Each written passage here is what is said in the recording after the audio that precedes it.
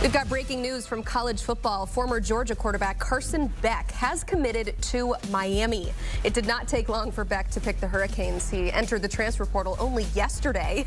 He'll replace Cam Ward in Coral Gables, with Ward a likely top 10 pick in the NFL draft. Beck has spent the last 5 years in Athens, starting in each of the last 2 seasons.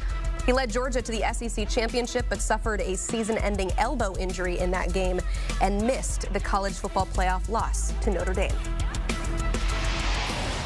Let's welcome in our college football insider, Matt Zenitz. And Matt, it was anticipated this would wrap up fairly quickly when he entered the portal with a do not contact tag, but how did this all come about?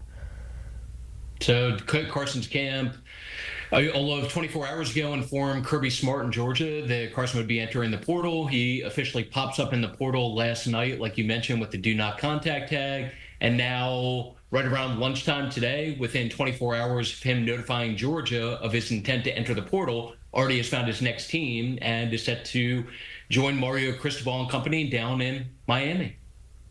The other side of this, too, is Carson Beck had essentially declared for the NFL draft. We thought he was done with college football, so now he comes back to college football. And you have some news or some information regarding his draft status and what NFL scouts think about this decision. What are they telling you?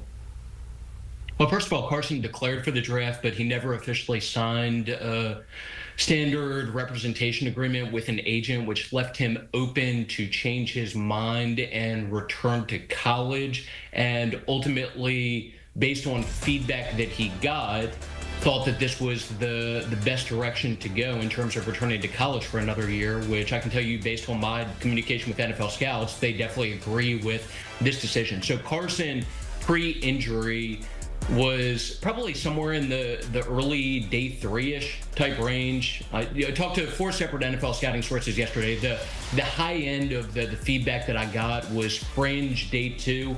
The more consistent feedback was more in the day 3 range, and had one Southeast area scout even say that it was day 3 prior to the injury that he suffered in the SEC title game, and that with the injury, that would bump him back even further on day 3, which led to just the consensus among scouts being that this was a no-brainer of a decision for him to return to college for another year, not only have a chance to improve his stock after an up-and-down season at Georgia, but he's also going to be in line, without knowing the exact money numbers as of yet, at Miami, to make probably at least a few $1 million this year, and more than he would have made as an NFL rookie. And his projection to the 3rd round is a steep drop from what we anticipated heading into this season, when some were arguing that he might be the #1 overall pick in the 2025 NFL draft. But we'll head back to college football to increase that stock once again.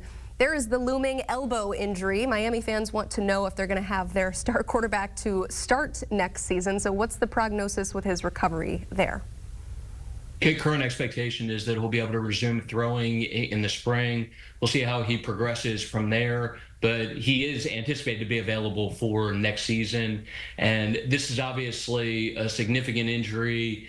I'm sure people that are baseball fans are very much familiar with UCL injuries, and this is Carson's throwing elbow. So I'm sure Miami will be very cautious working him back into just the full swing of things, but the current belief is that it should be able to resume throwing come springtime. All right, Matt Zenitz on this breaking news. Carson Beck will sign with Miami out of the transfer portal. You can check out more of his work on 247sports.com. Our partners there have everything you need to know about all the latest player transactions that just keep on coming here in the college football offseason.